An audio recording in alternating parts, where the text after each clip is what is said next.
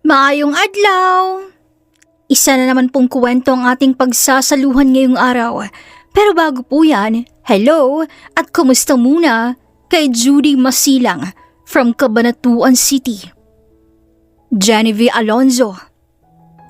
Lorelai Lapuz from Europe. Josa Villanueva from Saudi Arabia. Virginia Salarza.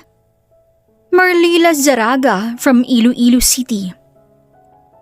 Carmelita Medrano from Ilocos Sur. Gerald Luke. Baby Olidiana listening from San Jose del Monte, Bulacan. Welma Castor from Hong Kong. Mary Toring from USA. Welma Fantilanan from Nueva Ecija. Ana Espinosa from Qatar. Miss Mai Tiong at kay Kim Darrell, maraming salamat po sa inyo.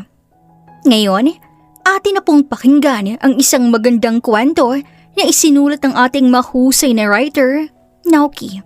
Happy listening!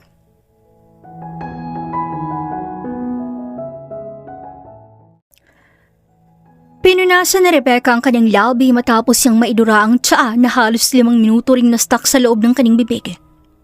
Halos 1 taon na rin siyang pinapainom ng tiyan ng asawa niyang si Arthur na isang prosecutor. Madalas kasing atakihin si Rebecca ng kanyang insomnia. Ngunit nitong mga nakaraang buwan, napapansin niya nga unti-unti siyang nawawala sa kanyang sarili. Madalas siyang lula.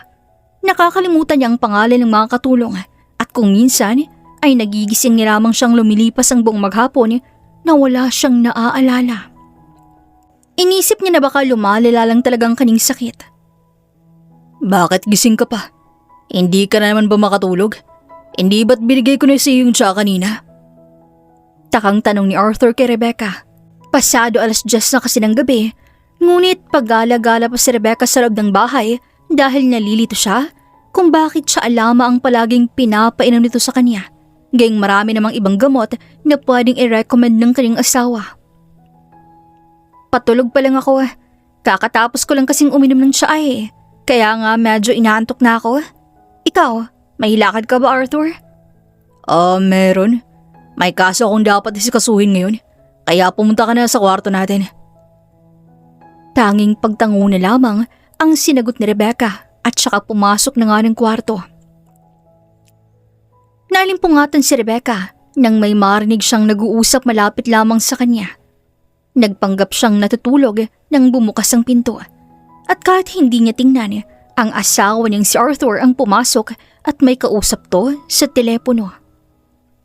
Tuloy pa rin ang plano. Palagi naman yung iniinom ang tsaa na binibigay ko eh. Kaya sigurado akong maikli na lamang ang lifespan itong si Rebecca. Nanindig ang balahibo ni Rebecca sa narinig mula sa sariling asawa. Ngayon naiintindihan niya na kaya kakaiba ang lasa ng tsaa at maging ang amoy nito. Ngunit ang hindi niya maintindihan ay kung bakit gusto siyang patayin ng kanyang asawa. Ayos na rin ang papers. Tatawagan na lang kita kapag handa ng lahat para matulungan mo akong mapilit siyang papirmahin sa dokumento. Muling nadagdagan ang kuryosidad ni Rebecca tungkol sa balak ng kanyang asawa. Gusto niya nang bumangon at kumprontahin to. Ngunit pinigilan niya ang kanyang sarili. Pagkos, nag-isip siya ng plano kung paano niya malalaman ang balak ni Arthur sa likod ng pagiging mabuting asawa nito kay Rebecca. Makalipas ang 1 linggo, naging routine na nga ni Rebecca ang pagtapon ng tiyan ni Rebecca na tinitimpla sa kanya ni Arthur. Kamusta naman ang tulog mo, Rebecca? Mukhang paubos ng tiyan na nandyan sa ref, kaya ibibili kita ulit para maayos palagi ang tulog mo. Ayos lang naman eh. Mabuti pa nga dahil medyo napapasarap yata ang pag-inom ko ng tsaa, kaya kahit tanghali hindi ko mapigilang hindi mapatimpla. Wow! Hindi kaya ma-overdose ka naman yan? Hindi ba't sabi mo safe yun? Recommended mo yun, remember? Oo nga pala. Kung ganun, ibibili kita ng marami. Sige, pero bago yan, kailangan kong magpaalam sa'yo. Gustong makipagkita ni Karen. Namimiss niya raw kasi ako eh.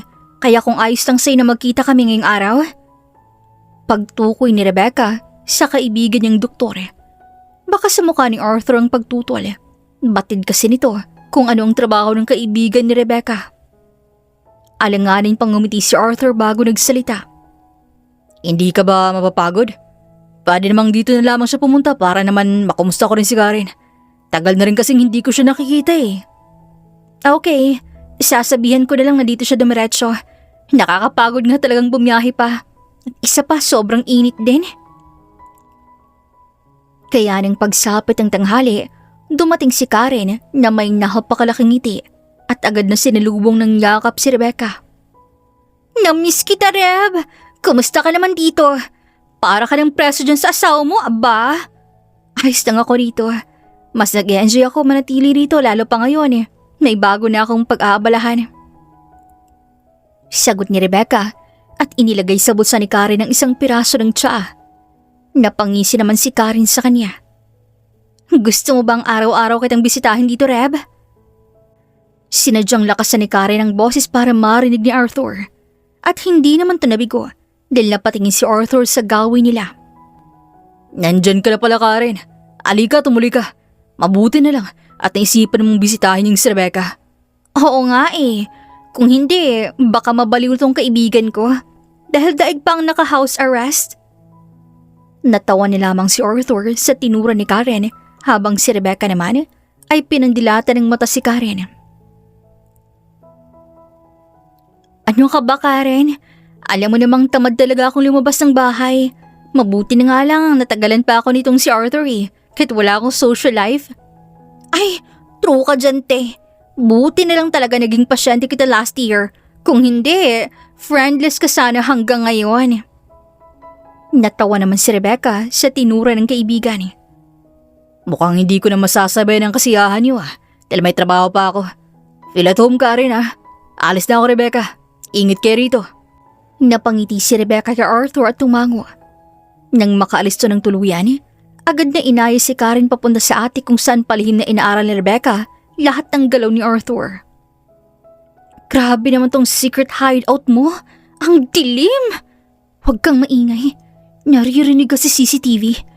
Nasa bulsa mo na yung tsaa na sinasabi ko sa'yong i-check mo kung ano yun or legal ba yun. Para saan nga pala yun? Bakit gusto mong malaman kung anong klaseng tsaa to? Don't tell me pinaghihinilaan mo si Arthur. Ay naku, Reb, kahit stricto si Arthur, hindi ka naman siguro niya maghahagawang patayin, no? Hindi tayo nakakasigurado, Karen. Kaya kung okay lang sa'yo na ilihim mo kay Arthur ang tungkol dyan, okay? Ayokong paghinilaan niya ako. Hinawakan ni Karen ang kaning kamay at tinitigan siya ng mabuti. Tapatin mo nga ako, Reb. May nangyari ba? May nalaman ka ba para paghinilaan mo ng ganyan si Arthur? Aksidente kong narinig ang conversation nila ng kung sino man sa telepono. And the tea, they say, is what will slowly kill me. And I don't understand, Karen. Kaya tulungan mo ako. What the? Sinabi niya yun? Anak ng... Kaya pakiusap. Don't tell Arthur about that. Hindi talaga. At tutulungan kita para makonfirm natin ang mga narinig mo. Pero ang una mong gagawin, wag na wag mong iinumin ang tsaa na binibigay sa'yo, okay? Maging alerto ka lamang palagi. Pero mag-ingat ka lang sa CCTV. Dahil baka makalimutan mong idurayan sa tapat mismo ng CCTV. Eh di pareho tayong malalagot. Don't worry. Isang linggo ko na yatang ginagawang palihim na pagtatapon ng tsaa. Kaya nga konti nilang natira eh. Matapos ang pag-uusap nilang dalawa ni Karen, nagpaalam na din to na babalik na ng ospital. Kaya naiwan si Rebecca sa bahay. Sinubukan niyang maghalungkat sa mga gamit ni Arthur at kunwaring naghahanap lamang ng ballpen. Ngunit halos isang oras na, wala pa rin makita si Rebecca ang dokumento tungkol sa kanya. Samantala, makalipas lamang 2 araw ay muling pumunta sa bahay ni Rebecca ang kaibigan niyang si Karen. Anong ginagawa mo rito? Hindi ka man lang muna nag-text bago ka pumunta. Ay, sorry naman ha. Wala kasi akong load eh. Ang yaman-yaman mong tao, wala kang load. Pati sarili mo, kinukuriputan mo, Karen. Kapal nito. Hindi ako mag-aaksay ng gas papunta rito kung kuripot ako, no? Oh, ito. Yan yung result, basahin mo. Inilapag ni Karen ang isang lab test result. Ngunit walang ibang nabasa si Rebecca kundi ang mga ingredients na nakalagay sa tsaa. At walang ibang nakahalong kimikal na pwede niya namang ikamatay. Anong ibig sabihin nito, Karen? Iisa lang ibig sabihin yan. Kailangan mong sumama sa akin para ikaw ma-check ko. Mukhang wala sa tsaa na yan ang sinasabi na lang hinalo sa iniinom mo. I guess separated yon. And kapag ang asawa mong nagtitimpla ay sa kanya lamang ihalo. Kaya kailangan kong matest ka. Ngayon na ba? Aba, kailan pa ba? Kung patay ka na, Rebecca? Natawa naman si Rebecca at agad pumayag. 30 minutos ang biyahe bago sila nakarating sa ospital. Agad nilang tinungo ang laboratory. Kailan nga pala nagsimula yung insomnia mo, Rebecca? Last year lang ba? 1 year ago, after mamatay ni Papa. Nahirapan akong tanggapin yung biglang pagkamatay niya. Kaya kung ano-ano lang naiisip ko. At mas worst pa, mukha raw mababaliw na ako, sabi ni Arthur. Kaya, ayun, dinala niya ako sa kakilala niyang doktor. At yun nga ang nireseta sa akin ni Tsaa. Naalala pa niya kung paano siya magmukmuk sa kwarto nilang dalawa ni Arthur nang mamatay ang kanyang papa. Hindi niya na makausap ang asawa at hindi na rin sila makakain. Niyang pagtulog ay hirap na para kay Rebecca. Kilala mo ba yung Dr. Reb? Hindi. Pero makikilala ko yung mukha niya kapag nakita ko.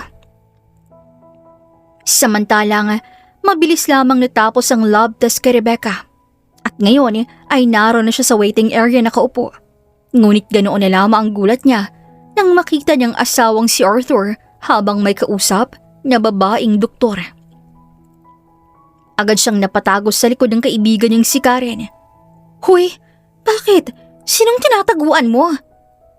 Takang tanong pa sa kanya ng kaibigan. Nandyan si Arthur, Karen. Turo pa ni Rebecca sa kinaroroonan ni Arthur. Oh my gosh! Anong ginagawa niya rito, Reb? Baka makita tayo. Halika muna sa office ko. Hinayaan ni Rebecca ang hatakin siya ni Karen papasok sa kwarto malapit lamang sa kanila. Napapikit pa siya nang sa wakas ay makapasok na siya. Baka may kliyente siyang na-admit dito, Karen. Hapong-hapupang sabi ni Rebecca sa kaibigan. Oh, baka naman may babae ang asawa mo. Wala. Pero nakilala ko yung doktor na kausap niya. Siya yung nag-recommend ng tsaa sa akin 3 years ago. Medyo nag-mature lang siya ng konti pero sigurado akong siya yun. Seryoso ka? She's a toxicologist, Reb. Imposible kaya nga. O baka naman kasabot siya ni Arthur, Karen. Kailangan kong mag-imbestiga. Hindi ako makakampante hanggang hindi ko nalalaman ang lahat. Kailangan ko ng sagot ng lahat ng tanong ko. Nagsimula na rin pumatak ang luha niya, kaya agad siyang niyakap ng kaibigan niya. I will help you, Reb. Huwag ka lang paghihinaan ng loob. Yung kuya ko, nagtatrabaho sa National Bureau of Investigation. Hepe siya ron. Gusto mo bang samahan kita para humingi ng tulong? Saka na, kapag sigurado na akong nilalaso niya nga ako. Halos 1 oras ding naghintay si Rebecca at Karen bago makuha ang lab result. At muling nanghina si Rebecca sa nalaman. Kung ganun, nilalagyan ni Arthur ng sedative yung tsaa na binibigyan niya sa akin? Oo, hindi naman sana masama gumamit ng sedative eh. Ang mali niya lang ay sobra yung dosage na nilalagay niya. At nakakamatay nga to, Rebecca. Kaya siguro mahinang immunity system mo at sakitin ka dahil sa lintik na asawa mong yun. Pero, bakit niya naman ginawa sa akin to? Anong kasalanan ko sa kanya? Galit ba siya sa akin dahil hindi ko siya mabigyan ng anak, Karen? Hindi na ba niya ako mahal? Nag-stay lang ba siya sa akin dahil naawa siya sa akin? Hindi ko rin alam, Reb. Pero isa lang alam ko. He's a monster. Kailangan na natin ng tulong ni Kuya. But as of now, kailangan mo munang umuwi sa bahay niyo dahil baka maabutan ka ni Arthur mula doon at magduda pa siya. Ganoon na nga ang ginawa ni Rebecca. Umuwi muna siya. Ngunit nagkasundo sila ni Karen na kausapin ng kapatid niya sa makalawa. Kailangan din ni Rebecca ang mahanap ng sedative na nilalagay ni Arthur sa kanyang tsaa. Arthur, pwede mo ba akong ipagtimpla ng tsaa? Gusto ko kasing matulog ng maaga eh. Saad ni Rebecca sa asawa at kunwaring nanghihina. Pasado 7:00 pa lamang ng gabi, ngunit si Rebecca na ang kusang nanghingi ng tsaa na siyang pinagtaka ni Arthur. Ngunit pinasawalang bahala niya lamang to. Habang abala si Arthur sa pagtitimpla, palihim namang sumilip si Rebecca.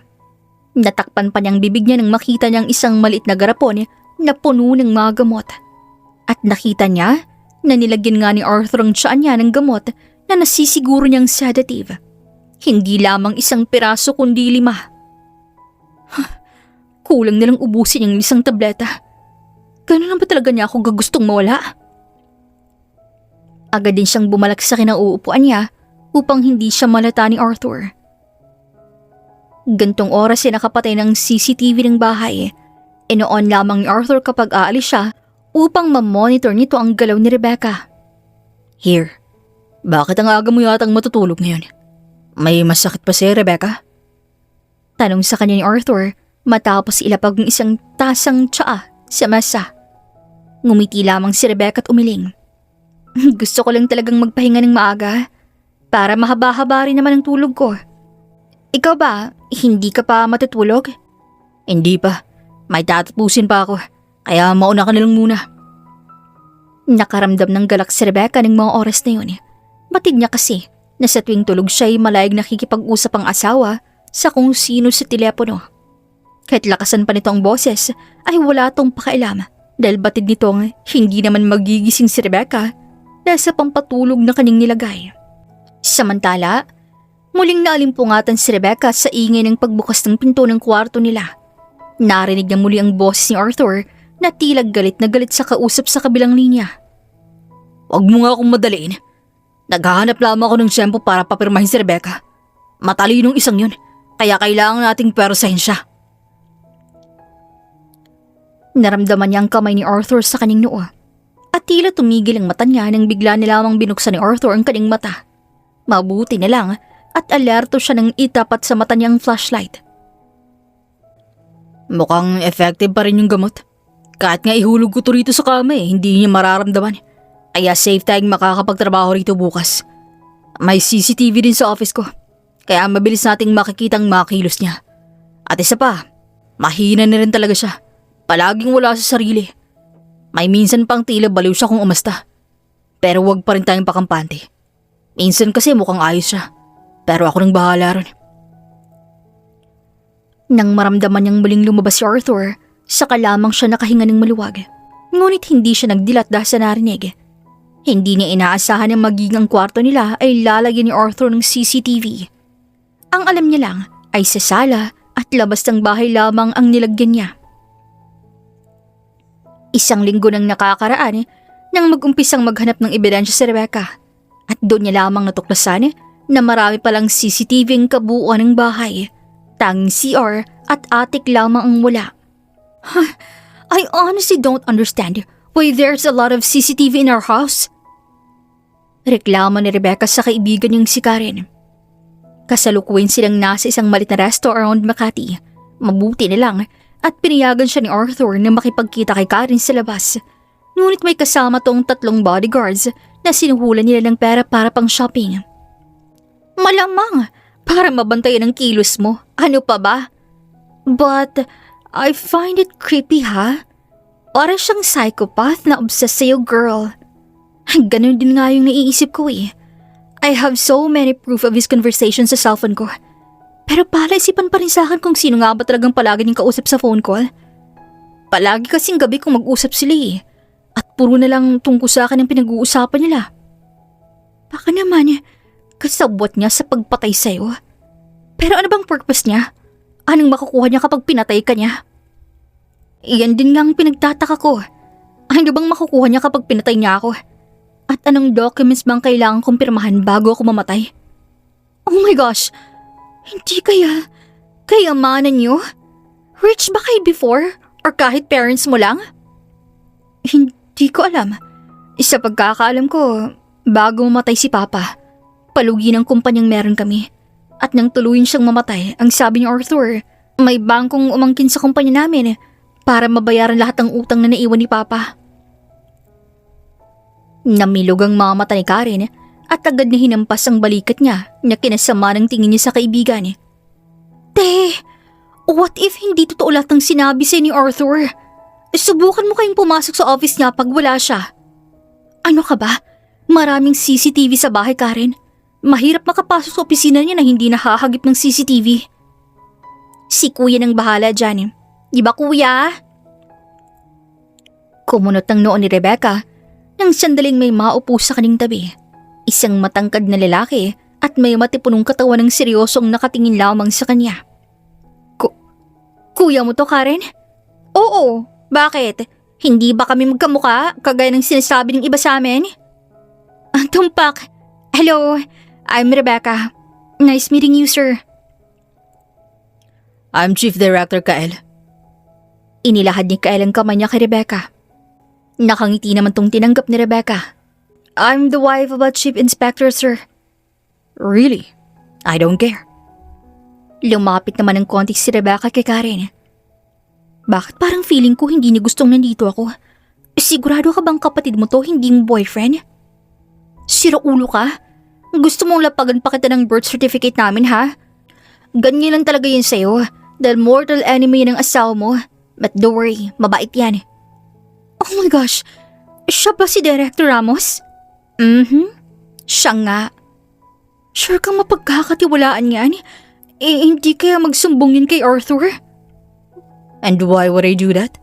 At saka, if you don't trust me, then fine. Get out of my sight. Napaawang naman ang labi ni Rebecca sa sinabing ni Kael. Natutop niya pa ang bibig dahil hindi niya namalayang napalakas palang pagkakasabi niyang yun kay Karen. Hey! Huwag kang ganyan sa client mo, kuya. Nag-iingat lang siya dahil hindi madaling kalaban ng competitor mo. Whatever. Kaya ko naman siya mapabagsak, mahanapan ko lang siya ng baho eh. Kaya nga kailangan mong tulungan si Rebecca dahil marami siyang alam na makakapagpabagsak sa kaaway mo. Tumango naman si Rebecca habang napatingin naman sa kanya si Kael. Who exactly is your husband? Tinaasa naman niya ng kilay ang binata. Aba, may gana kang magsungit sa akin tapos hindi mo naman pala kilala kung sinong asawa ko? My bad. Would you answer my question, ma'am? Ay, taray. Fine, si Arthur ang asawa ko. Arthur Rodriguez. So, what kind of help do you want? At doon kinuwento ni Rebecca ang lahat. Matutulungan mo ba ako, Sir Kael? Tanong ni Rebecca matapos siyang magkwento. Oo naman. Kung gusto mo talagang makapasok sa opisina ng asawa mo, kaya kong ihak ang CCTV ninyo.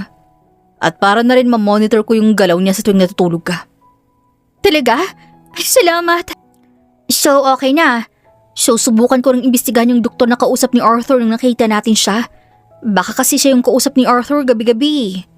Salamat, Karen. Pwede bang bukas kapag wala si Arthur, pasukin ko ng opisina niya? Okay. I'll update you kung anong oras pwede. Nang matapos silang mag-usap, nagpaalam na agad si Rebecca na uuwi na upang simulan muli ang pag-aaral sa mga natuklasan niya sa asawa. Kinabukasan, pasado 9:00 na ng umaga, umalis si Arthur sa bahay nila kaya hindi agad siya nakakilos. Kael, what are you doing here? Tanong ni Rebecca kay Kael na prenting nakapamewang sa harap niya habang tumutulo pa ang tubig galing sa buhok nito. Wala akong pasok ngayon, kaya naisipan kong tulungan nilang kita maghanap ng ebidensya. Gusto ko rin makita ang opisina ng hambog mong asawa. Ay, ang bitter ng tono mo ah. Pasok ka. How about the CCTV? Okay na ba? Here, nakamonitor na nga si Karen sa atin, kaya suotin mo tong earpiece. Inabot naman ng earpiece, ngunit nailayo niya to nang sumigaw si Karen sa kabilang linya. What the heck, Karen? Would you please shut up? Oo nga, lutsugas ka. Sisirain mo pa eardrum namin eh. Tanging pagtawa lang ang nagawa ni Karen. Samantalang, inaya naman agad siya ni Kael papasok sa opisina ni Arthur. Kung ikaw ang tatanungin, Kael, saan mo itatagong isang bagay na alam mong ikakasirang reputasyon mo at ikakatanggal mo sa probesyon?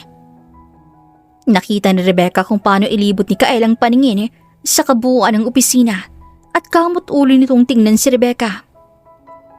If I own this office, sigurado akong I have a secret room inside this office para mapagtaguan ng mga important files. Yung secret room na hindi basta-basta mahahalata na may other room pa pala doon. Nagsimulang maghanap si Rebecca. Hinalughog niya ang mga drawer ng lamesa, ngunit mga ordinaryong kaso lamang ang nandun. Alam niyang hindi tanga si Arthur para iwan ng mga masiselang dokumento sa madaling makitang lugar. Lumapit siya sa pinakamalaking bookshelf sa gitna.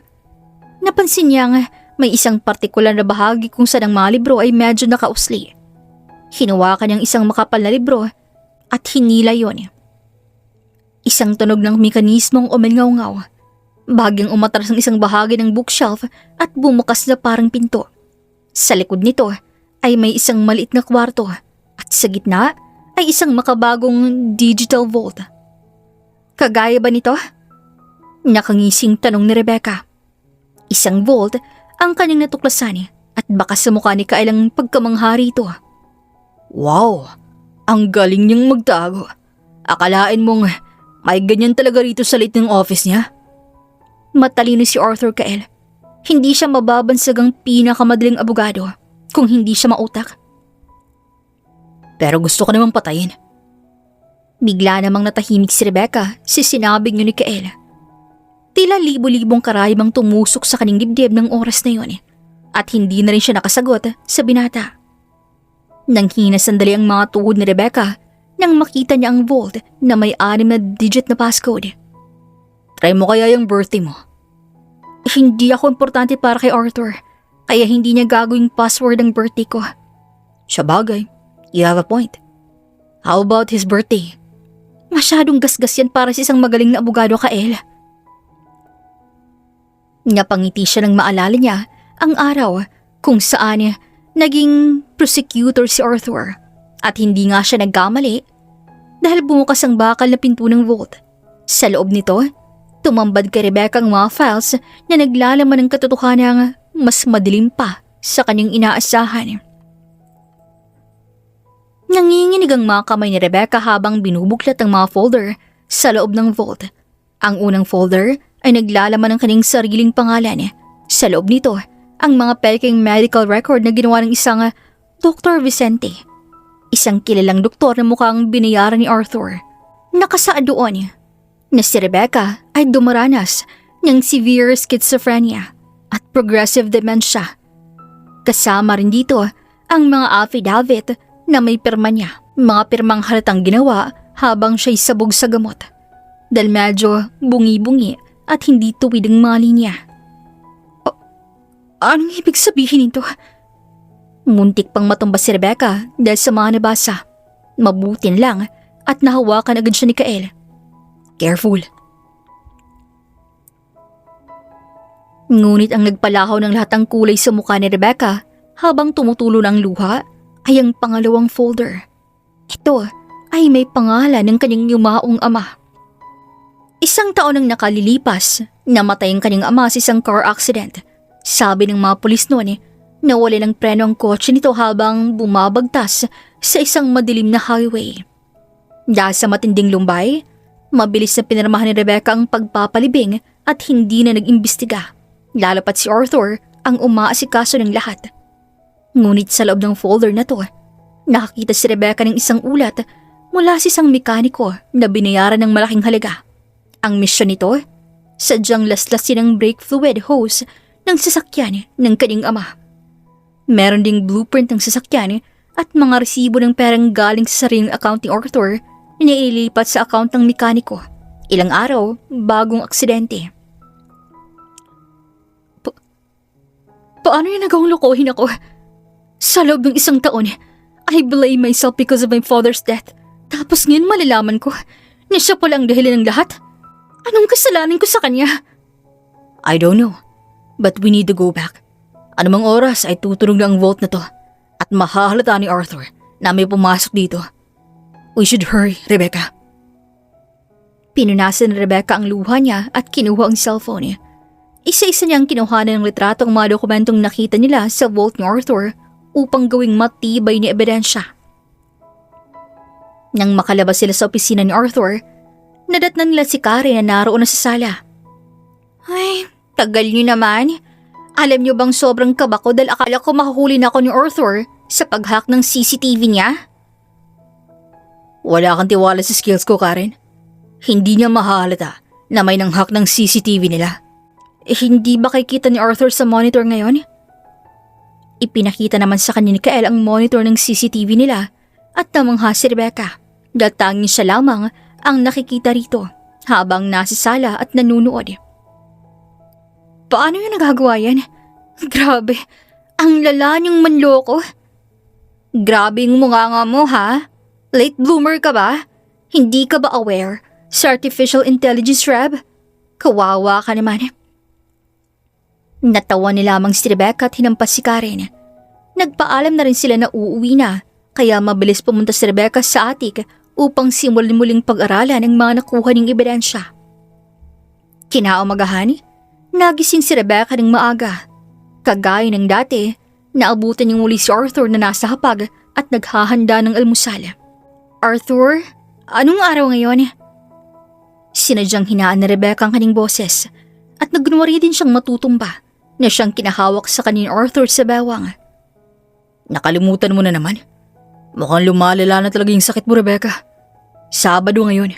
Alika, umupo ka't kumain. Don't worry, nandito lang ako, mahal. Hindi kita iiwan at aalagaan kita. Salamat, Arthur. Hindi ko alam ang gagawin ko kung wala ka. Sabi ni Rebecca habang sa loob-loob niya ay sinusumpa niya ang bawat hibla ng pagkatao ng kanyang asawa. Para mas maging kapani-paniwala, sinadyang bitiwan ni Rebecca ang hawak ng kutsara. Lumikha ito ng maingay na kalimpag sa sahig. Nagkunwari siya nga natatakot at nanginginig habang pinupulot yun. Nakita niya sa gilid ng kanyang mamata ang palihim na pagngiti ni Arthur. Mukhang kumbinsido ang asawa niya na epektibo ang lason. Napalihim din naman niyang ikinangisi. Dahil ito ang naisip niyang plano, ang magpanggap na palaging wala sa kanyang sarili. Sure ka bang kaya mong mag-isa? Wala ang mga maids, baka mapano ka, Reb? It's okay. Tatawagan na lamang kita, Arthur. Sige na, pumasok ka na sa trabaho mo. Sige. Papunta na rin dito si Karen. I texted her na samahan ka muna rito. Hindi ba abala sa kanya? Baka may trabaho siya. Nakokonsensyang kunwaring sabi ni Rebecca. Pero sa loob-loob nito, nagdiwang na siya sa tuwa dahil gusto niya talagang makausap si Karen. Nang makaalis si Arthur, napairap si Rebecca at nakahinga ng maluwag. Ay, ang hirap palang maging artista. Bakit? Nag-audition ka ba? Palaka ka? Bakit ka man nagugulat, Karen? Oh, bakit kasama mo yung kapatid mo? Akala ko ba hindi sila okay ni Arthur? Turo pa ni Rebecca kay Kael. Ay, ewan ko dyan. Gusto niya raw kasing matapos yung kasiyahan ni Arthur eh. Kaya magpaplano na raw kayo kung paano huhulihin si Arthur. Ganun ba? Tamang-tama. Gusto ko rin kasing madali ng paghuli sa kanya. Dahil hindi ko na kayang maasiyong pagmumukha niya rito sa bahay ko. Mukha ngang nag-e-enjoy ka. Singit naman ni Kael. Mukha mo, Sir Kael. Pang-aasar naman ni Rebecca na kinasama ng tingin ni Kael. Muling pumasok sila Rebecca sa vault sa office ni Arthur. Ngunit gano'n na lamang taranta nila nang marinig nila ang sasakyan ni Arthur. Nanginginig na nagkatinginan silang tatlo at agad lumabas ng vault. Diyan na kayo dumaan. Ako nang bahalang gumawa ng paraan para hindi siya maghinala. Ginawa naman nila kailang sinabi ni Rebecca. Pumasok sila sa kwarto ni Rebecca at dumaan sa bintana. Samantalang naabutan naman si Rebecca ni Arthur na nakahawak sa ulo at nasa loob ng kanyang opisina. What the heck? Anong ginagawa mo rito, Rebecca? Bakit sobrang gulo ng opisina ko? Pulang-pulang buong mukha ni Arthur ng mga oras na yun. Tumingin naman si Rebecca kay Arthur na animoy hinang-hina siya. Where's my med, Arthur? I can't find my meds. Tanong pa ni Rebecca at nagsimula muling ikalit ang mga papeles na nasa table ng opisina ni Arthur. Agad naman siyang nilapitan ni Arthur at niyakap. Wala ka na naman sa sarili, Rebecca. Hindi dito lagay ng gamot mo. Nasa kusinang mga gamot. Calm down. Hinimas-himas pa nito ang kanyang likod. Lihim naman siyang napangisi dahil akala niya effective ang ginawa niyang pagpapalusot. Ngunit nang sumapit ang gabi, ay pumasok si Arthur ng bahay na may kasamang lalaki. Pamilyar to kay Rebecca. Isa tong tiwaling notaryo publiko na madalas bayaran ng mga sindikato para maglihitimo ng mga peking dokumento. Ano naman kayang balak niya ngayon? Tanong niya sa kaning sarili. Lumabas si Rebecca sa kanilang kwarto, suot ang isang puting nightgown. Sinadya niyang guluhin ng bahagya ang kanyang buhok at dahan-dahang lumakad. Hawak ang pader para magmukhang walang lakas at tuliro. Rebecca, mabuti't gising ka pa. Halika rito. May kailangan akong papirmahan sa'yo. Ngunit bago pa siya makalapit, isang text message ang natanggap niya kay Kael. Hey, I investigated your background and nakita ko na hindi naman bankrupt ang kumpanya ninyo. Nasa pangangalaga to ni Arthur at may mga ari-arian pa kayo naiwan sa'yo ng papa mo. And I guess, iyon ang pakay sa'yo ni Arthur bago ka niya tuluyang patayin. Nanginginig ang kamay ni Rebecca nang mabasa niya yun. Tumingin pa siya sa gawin ni Arthur at ng laking katabi nito. Dahan-dahan siyang lumapit dito at nagpanggap na nanghihina. She's my wife. Wala siya lagi sa sarili niya kaya hindi tayo namang mga problema. Look at her. Mukha ngang kakatakas niya palang sa mental eh. Ang pirma niya rito ay patuloy ng kanyang voluntaryong paglipat ng kapangyarihan sa akin bilang kanyang legal guardian at tanging tagapamahala ng kanyang ari-arian. Pinigilan ni Rebecca ang sariling mapakuyom dahil sa galit na nag-aalab sa dibdib niya. Lumapit sa kanya si Arthur at nakangiting hinawakan ng kanyang kamay. Pirmahan mo na to, Rebecca, para hindi ka na mahirapan pa. Hindi mo rin sisisihin ang sarili mo sa pagkamatay ng papa mo. Tumingin si Rebecca sa mga papel. Nakita niyang mga salitang irrevocable power of attorney. Kung pipirmahan niya to, legal na mawawala sa kanyang lahat ng iniwan ng kanyang ama. Tumingin siya kay Arthur. Ang notaryo naman ay nakahandang itatak ang kanyang selyo. Why would I do that? Baka sa mukha ni Arthur ang pagagulat nang makita nito ang seryoso niyang mukha. Kinuha niya ang ballpen na nasa kanyang harapan. I knew it. Nagpapanggap ka lang na wala ka sa sarili mo para hindi ko mahalatang hindi mo iniinom ang tsaang binibigay ko sa'yo. Palihim niyang pinindot ang call button para tawagan si Kael. Akala mo ba makukuha mo sa akin lahat, Arthur? Kahit maging baliw ako ng tuluyan, hindi ko ibibigay sa yung ari-ariang iniwan sa akin ni Papa. You're so greedy. Huli ka na. Talaga at hindi ka pumirma ng kusa. Kaya kitang papirmahan ng sapilitan. Nagulat si Rebecca nang bigla siyang hawakan ng kasama ni Arthur habang si Arthur naman ay may hawak na sedative syringe na handa nang iturok sa kanya. Ngunit agad niyang siniko ang may hawak sa kanya at sinipa sa tiyan si Arthur. Rebecca, hindi ka makakatakas sa akin. Hindi mo matatakasan ng isang magaling na abogadong katulad ko. Diyan ka nagkakamali. Dahil hindi akong tatakas kundi ikaw. Dahil sa kasalanang nagawa mo. Sagot naman ni Rebecca at muling sinipa si Arthur sa mukha. Napadaing si Arthur sa sakit. Kinuha ni Rebecca ang pagkakataong yun para makalabas ang opisina nito at agad niya itong nilock. Rinig na rinig pa ni Rebecca ang pagtawag ni Arthur sa kanyang pangalan at galit na galit ang pinagbuksan ng pinto. Ngunit ngumisi lamang si Rebecca. Maghintay ka lang dahil hindi ako magbubukas ng pinto kundi ang mga otoridad na nakapalibot sa buong bahay natin. Samantala, nagulat si Rebecca nang may biglang humawak sa kanyang balikat. Kael? Are you okay, Rebecca? Hindi ka ba sinaktan ni Arthur? Natataranta pang tanong sa kanya ni Kael at bahagyang chinecheck ang buong katawan niya. Ayos lang ako. Anong ginagawa mo rito, Kael? Tinawagan mo ako, di ba? And also, I came here, together with the cops. Thank you. Ngumiti naman sa kanya si Kael. Makalipas ang 5 minuto, lumabas si Arthur kasamang lalaking kasabot nito ni nakaposas. Tumingin kay Rebecca si Arthur ng masama at huminto sa kaning harapan. Hindi mo ako matatalo, Rebecca. Ako ang batas sa lungsod na to, tandaan mo. Lalo ka na, Kyle. Sisiguraduhin kong babalikan ko kayo someday. Kung makakabalik ka pa, I assure you na sa bilangguan ka na mamamatay, Mr. Rodriguez. And I will help your wife to make it happen.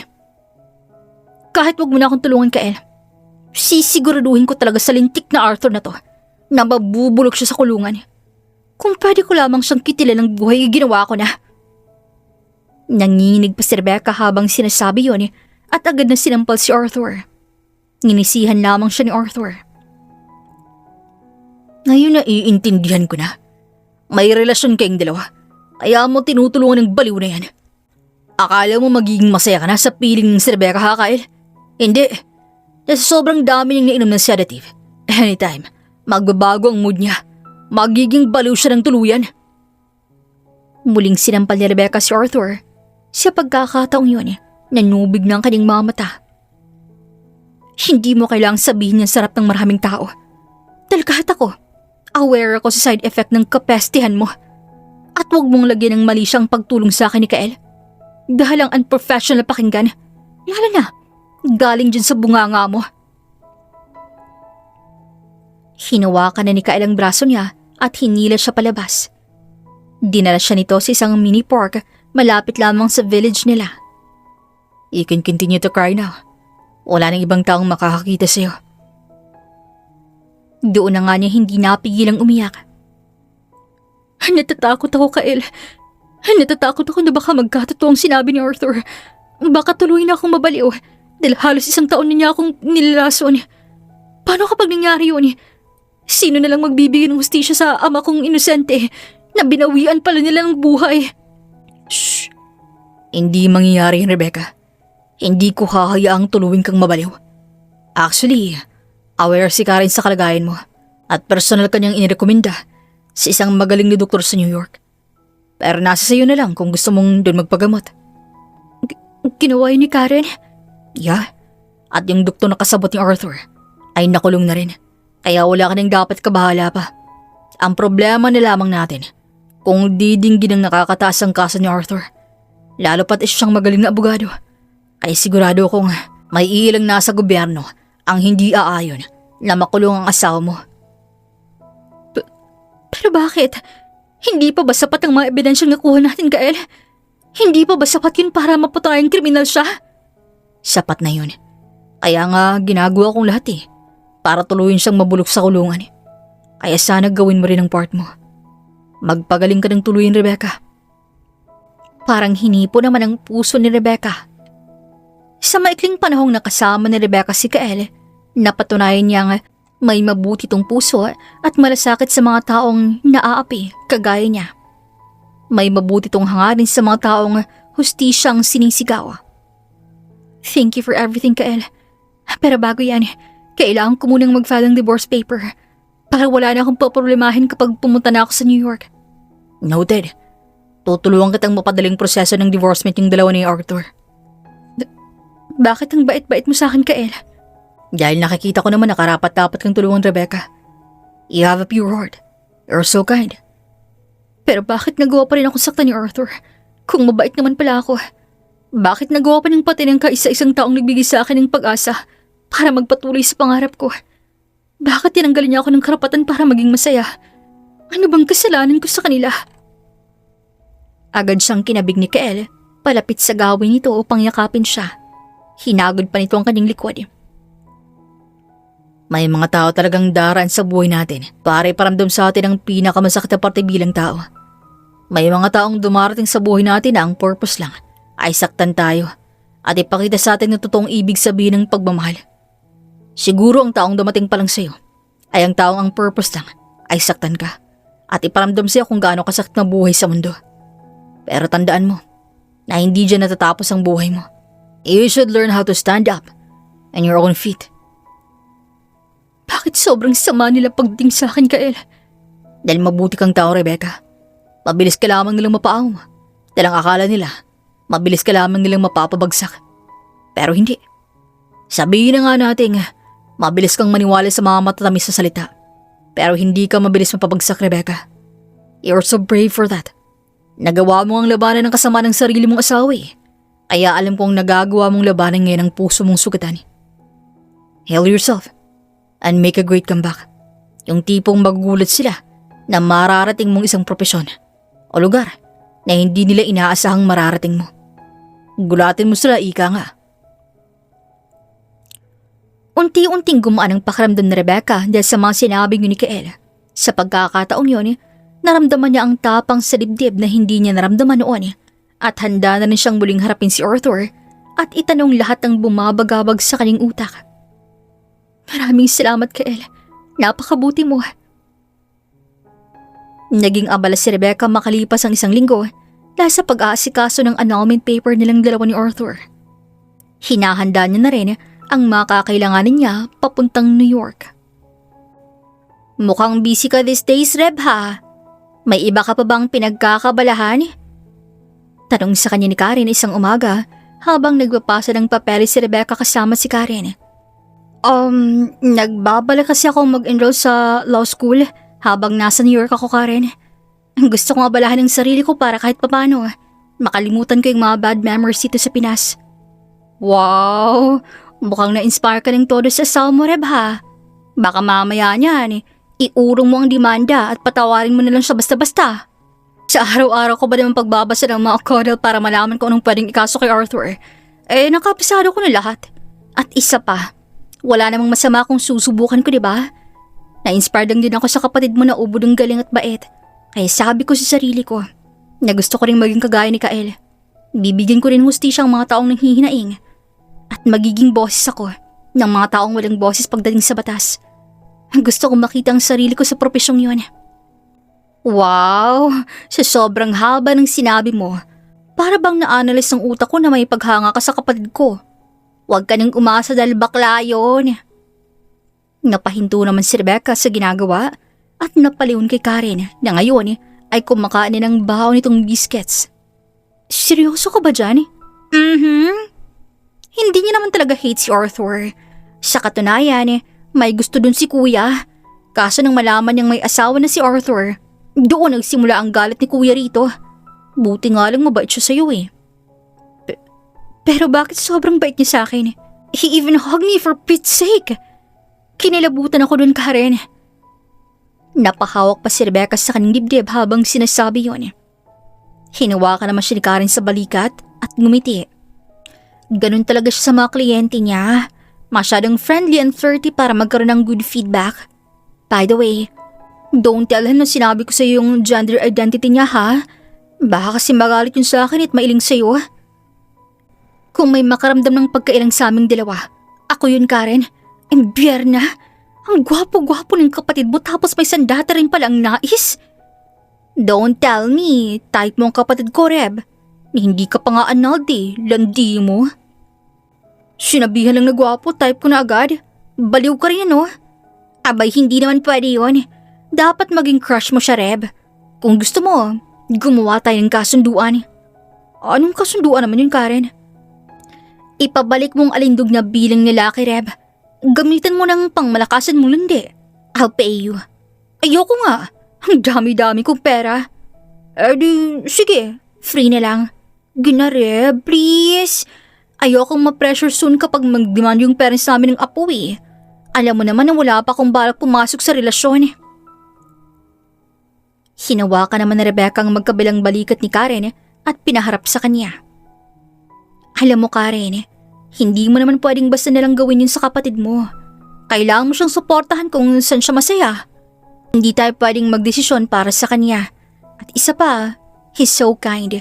And kung ako ang tatanungin, okay na sa akin kung gay siya. Mas masarap kaibiganin ng bakla, no? Nakatulala naman si Karen sa kanya. Seryoso ka?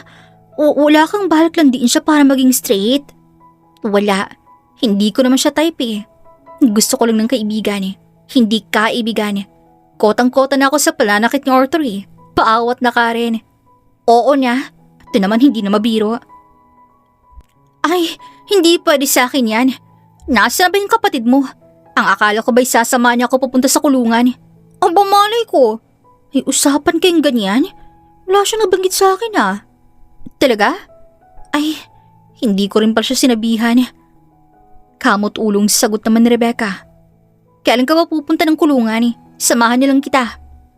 Bago ako pumuntang New York, Karen. Tumango naman si Karen sa kanya. Nagpaalam na rin sila sa isa't isa dahil may trabaho pa nga si Karen at si Rebecca naman ay mag-e-empake na. Naging mabilis lamang ang proseso ng annulment nilang dalawa ni Arthur, kaya hindi na nahirapan pa si Rebecca. Kailangan niya lamang ng pirma ni Arthur para maging lehitimo na silang hiwalay. Wow, na-amaze naman ako sa tapang mong yan, Rebecca.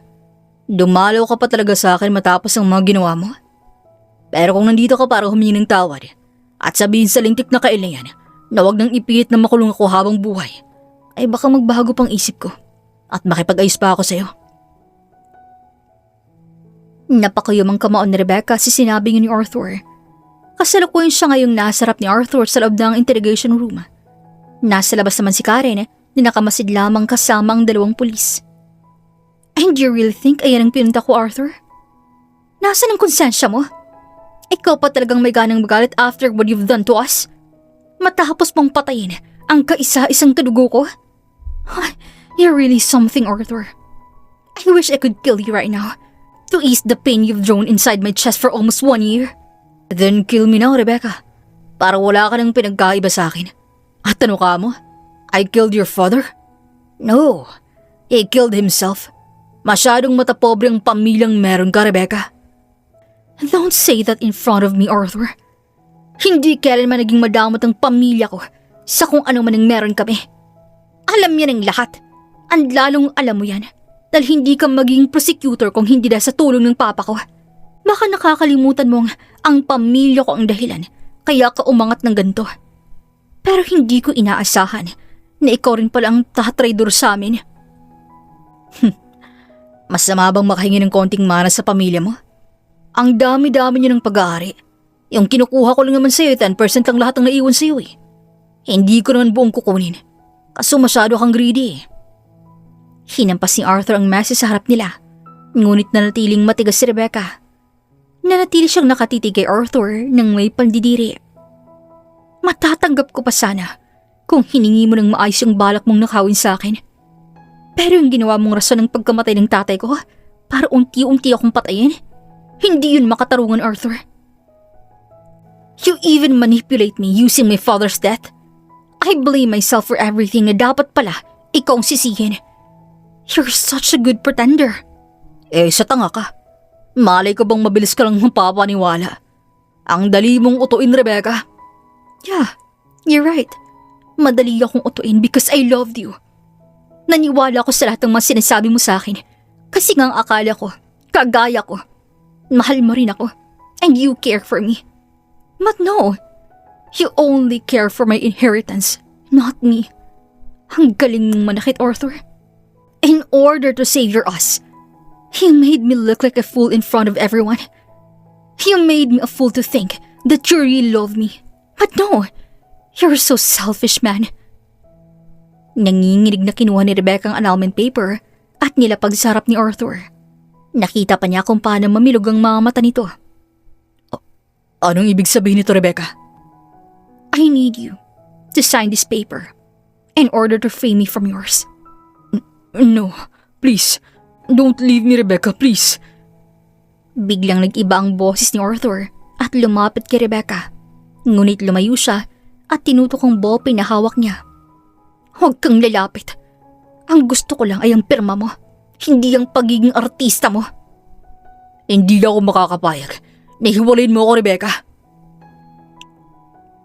Ganoon na lamang ang gulat ni Rebecca nang punitin ni Arthur ang annulment paper at nang akmang susugurin ito si Rebecca ay bigla namang pumasok si Kael kasama ang dalawang pulis.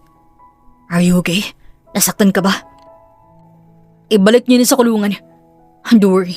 Sisiguraduhin kong mapapapirma mo si Arthur. Why did he do that to me? I'm planning to leave this country after he signs the annulment, Kael. Pero paano ako makakalis kung ganong hindi niya pinirmahan ang annulment paper? Matutuloy ka pa rin. Ako nang bahala sa annulment paper. I assure you na kapag bumisita ako sa New York, nagawa niya na yun. Thank you, Kael. Makalipas ang ilang buwan, Naging pambansang iskandalo ang kaso. Nasa bigat ng mga ebidensyang nakalat ni Rebecca sa vault, walang nagawa ang mga koneksyon ni Arthur. Tinanggalan siya ng lisensya sa pagkaabogado at nahatulan ng habang buhay na pagkakabilanggo dahil sa fraud, poisoning at murder. Samantala, mabilis lamang lumipas ang mga araw, linggo, buwan, hanggang sa umabot ng 3 taon ng pananatili ni Rebecca sa New York. Kasalukuyan pa rin siyang nag-aaral ng law. Here, I hope this gift makes you happy. Nakangiting sabi ni Kael kay Rebecca nang minsan niya itong dalawin sa New York. Oh my gosh, thank you so much, Kael. Paano mo napapayag si Arthur na pirmahan to? Is this legit? Mukha ba akong scammer, Rebecca? Medyo lang. At sa wakas, single ka na ulit. Pwede ka na makipagharutan sa mga kaklase mo. Wow ha? Bakit umiba yata yung tabas ng dila mo? Ang talas? Alam mo, kahit naman na single na ako, hindi ko magagawang makipaglandian. Ang hirap maging law student, no? Ang hirap pagsabay ng therapy ko at yung pag-aaral ko. Alam ko naman na kaya mo yan, Rebecca. Marami kaming naniniwala sa'yo. Alam ko, kaya ko rin naman. Pero hindi ko pa rin maiwasang mapagod. Normal lang naman mapagod, right? Alam mo, ang gagaling ng mga kaklase ko. Parang ako lamang yung hindi. Minsan napapatanong ako sa sarili ko kung para sa akin ba talaga yung law? Para sa'yo yan. Hindi ka aabot ang 3 taon sa kursong yan kung hindi yan para sa'yo. Alam mo, yung burnout, normal lang naman yan sa mga law students Mararanasan talaga natin yan. But we should still keep going in order to make our dream come true. Yeah. By the way, kamusta nga pala yung kumpanya, Kael? May problema ba? Wala. Nag-e-enjoy si Karen sa pagmamanage at nakakalimutan niya yata ang doktor siya, hindi businesswoman. Napangiti naman si Rebecca. Sa 3 taon niyang pananatili sa New York, kay Kael at Karen niya pinagkatiwalang naiwan niyang ari-arian. Nag-focus siya sa therapy session na umabot ang 2 taon bago tuluyan siyang gumaling. I owe you big time, Kael. Sa inyong dalawa ni Karen. Anong gusto niyong kapalit? Gusto mo bang ipakilala kita sa mga kaibigan kong lalaki here, Kael? Bakit naman? Gusto mo bang kilatisin ko sila? Kung pasok ba sila sa future boyfriend mo? Ha? Hindi. Sira ka. Para sa iyo yun. Dahil deserve mo yun. What do you mean? Tumayo si Rebecca at lumapit sa gawin ni Kael. Inilapit pa niyang mukha niya sa binata at ngumiti. Alam ko ng lahat, Kael. And don't worry. It's not a big deal for me. Alam mo nga, Lynn. At saka, anong ginagawa mo? Bakit sobrang lapit naman yata ng mukha mo sa akin? Are you trying to seduce me, Rebecca? Oh, taray? Why do you sound like a hunk of man, ha? I don't understand your narrative, Rebecca. Narrative? Basta. I know everything, Kael. Sinabi na ni Karen sa akin. Really? Kailan pa? 3 years ago. Pero bakit hindi mo sinabi sa akin? At anong masasabi mo?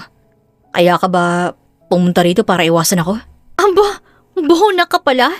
Bakit naman kita iiwasan? Tanggap kita, Kael. I accept you for who you are. So gusto mo rin ako, Rebecca? Oh, ha? Gusto rin kita syempre. Best friends tayo, di ba? What? Don't you already know that I like you? So matagal na akong rejected because you see me as your best friend. Sunod-sunod ang pagkurap ni Rebecca at napaawang pa ang kaning labi. I don't understand. I thought you were gay. Yan kasi ang sabi sa akin ni Karen Hindi niya sinabing may gusto ka sa akin. Mukha ba akong bakla? At manhid ka ba? Simula nang makita kita sa resto na yun, nagustuhan na kita. Magiging ganito ba ako ka-close sa'yo kung kliyente lang turing ko sa'yo? Oo nga naman. Pero okay lang kung kaibigan lang ang turing mo sa akin. I will accept that. As long as hindi mo ako lalayuan. Thank you, Kael. I can't afford to open my heart again and fall in love again. I know you're such a walking green flag, man. Pero hindi ko kasi nakikita yung sarili ko sa another relationship Lalo na sa'yo pa. Ngumiti sa kanya si Kael at niyakap siya. Thank you for being honest, Rebecca. You're the best. Mabilis lumipas ang mga araw, linggo, buwan, hanggang sa umabot muli ito ng 5 taon. At kasalukuyan ng ganap na abogado si Rebecca. Bumalik na rin siya ng Pinas upang doon niya ipagpatuloy ang pagtulong sa mga nangangailangan ng hustisya. Congratulations, Reb! Sa wakas, makaka-bar hopping niya tayo tonight dahil naipanalo mo ang kaso. Thanks, Karen. Pero pass muna ako dyan, ha? Alam mo namang may kailangan pa akong asikasuhin kumpanya. Napabusangot naman si Karen habang nakayakap sa kanya. Sobrang busy woman mo naman, Reb. Kaya siguro hindi mo magawang sabihin kay Kuya Kael na gusto mo na siya. Ayaw mo nang sagawal sa buhay mo. Ano bang sinasabi mo? Kaibigan lang ang turing ko sa kapatid mo, okay? I already made that clear to him 5 years ago. Rebecca, magsinungaling ka na sa lahat, wag lang sa harap ko. Dahil kilalang kilala kita at ramdam ko rin na sa tagal ng panahon nating magkaibigan, unti-unti ka nang nahuhulog sa kapatid ko. Na sinabi mong bakla, imbierna. At ano ka ba? Manahimik ka nga. Mamaya marinig ka pa ni Kael. Alam mo namang nandyan lang yun sa paligid. Nasa iisang firm lamang silang dalawa ni Kael, kaya hindi malabang mangyaring aksidente nitong marinig ang pag-uusap nilang dalawa ni Karen. Ay, late ka na. Kanina pa niya naririnig ang usapan natin. Ayan siya, oh. Katabi mo kanina pa. Napasingap si Rebecca nang sandaling tumamang likod niya sa dibdib ng kung sino. At nang paglingon niya, mas lalo pa yata siyang nagulat dahil nakita ni Kael na nakangiti na sa kanya. Sabi ni, you can't resist my charm. Bakit hindi mo agad sinabi na gusto mo rin ako, Rebecca? Di sana, may natatawag na rin ako ngayong asawa ko. Ano bang pinagsasabi mo dyan? At saka, lumayo ka nga. Naaalibad ba rin ako sa iyo eh. Pakipot. Ano, hindi na ako maniligaw. Tara na sa simbahan para may kasala tayong dalawa. May sira yatang utak itong kapatid mo, Karen eh. Kung ano-ano nang lumalabas sa bibig, abay ewan ko sa inyo. Maiwan ko na nga lang kayo para makapag-usap kayo ng masinsinayan. Enjoy, Reb. Huwag agad bibigay. Natatawang sabi pa ni Karen bago tuluyang umalis. Let's talk, Rebecca. A serious one. Kung aasarin mo lang naman ako, Kael, wag na. Kotang-kota na ako sa bungangan ng magkapatid. Ngunit namilog ang mga mata ni Rebecca nang sandaling hilahin ni Kael ang kamay niya palabas. Tama na! Nakakahingal! Atleta ka ba't ang bilis mong tumakbo? Hindi, nag-gym lang. Ay, ang yabang. I'm serious, Rebecca. I still like you. At ngayon alam ko na gusto mo rin pala ako. Can you accept my love for you? Handa ka bang maging fourth priority ko? Kasi alam mo naman ang first priority ko ay ang sarili ko. Pangalawa ang client ko. Pangatlo, ang kumpanya ko. What do you think? Kahit pang 100 pa, Rebecca. As long as papayagan mo kung mahalin ka. Ako nang bahalang mangulila. Napangiti naman si Rebecca. Ang lakas mo ring mangutuan, oh. At saka, wala ka bang balak manligaw man lang muna? Meron. Di magsimula ka na ngayon. Nagsimula na ngang manligaw si Kael kay Rebecca. At hindi naman na-disappoint si Rebecca na binigyan niya ng chance si Kael dahil nakikita niya namang pursigido tong mapa-oo siya. I cook for you, Rebecca. This is not part of my panliligaw, ha. Ayoko lang nagugutom ka. Ang simpleng pagpapaalala sa kanya ni Kael na importanteng may laman ng kanyang tiyan ay malaking puntos na para sa kanya. Hindi ka ba napapagod, Kael? No way. Bakit ako mapapagod? Matagal ko nang pinangarap na magustuhan mo rin ako eh. And I promise, hindi ko magagawang saktan ka. Sa halos 3 buwang paniligaw ni Kael, ay napatunayan na nga nito kay Rebecca ang lahat. At isa pa, hindi man manligaw si Kael, ay alam na ni Rebecca kung gaano kabuting lalaki ito. Pwede ka rin tumigil sa paniligaw mo, Kael. Bakit? Hindi ba umabot sa standards mo ang effort ko? Hey, I can improve myself, Rev. Give me another chance to prove to you that I'm worth it. Sira, pinapatigil na kita dahil girlfriend mo na ako. Seryoso ka ba dyan? Oh, sige, wag na. Rebecca naman. Biro lang. Oo, tayo na. Girlfriend mo na ako. Thank you. Mahal na mahal kita, Rebecca. Naging maayos naman ang relasyon nilang dalawa at hindi na nga nilang pinatagal ang relasyon nila at nagpa siya ng pakasalan ni Kyle ang dalaga. Gosh, Reb, I can't believe hindi na ako ipipressure nila daddy na bigyan sila ng apo. You saved my life. Parang batang sabi ni Karen sa kanya, sabay yakap. Mukha mo, mag-asawa ka rin ano? Saka na yan, bata pa naman ako eh. Magkaedad lang tayo, Karen. Ay, taray. So sinasabi mong malapit na rin walang edad ko sa kalendaryo, kaya kailangan ko na mag-asawa? Wala akong sinabi. At saka, alam mo, matulog na nga lang tayo. Alam mo namang ikakasal na ako bukas eh. Tapos puro ka pa daldal. Eh di sorry.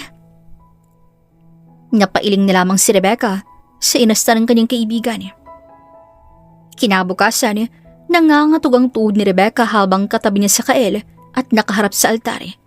Hindi niya maiwasang kabahan at maiyak dahil sa pangalawang pagkakataon naranasan niyang may kasal sa lalaking mahal niya. At sa pagkakataong to, nakakasiguro na siya na tapat ang pagmamahal ng lalaking katabi niya. I pronounce you husband and wife. Sunod-sunod na pumatak ang luha ni Rebecca at Kyle nang sandaling inanunsyo ng paring mga katagang yun. Dahan-dahan ding nagdampi ang mga labi nila. Makalipas ang 3 taon, masayang naninirahan si Rebecca at Kyle sa isang maliit at masayang bahay kasama ang napaka-cute nilang anak na babae. Tandaan, ang tunay na kapangyarihan ay wala sa pera o posisyon, kundi sa katotohanan at talino. Huwag nating hahayaang sino man natapakan ng ating pagkatao.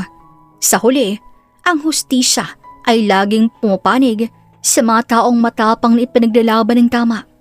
Gising man o tulog ang hustisya sa paligid. Dito na po nagtatapos ang ating kwento ngayong araw. Maraming salamat po sa inyong pakikinig at hanggang sa susunod po muling kwento, dito lamang sa Kuya Agustin Stories. Daghang salamat!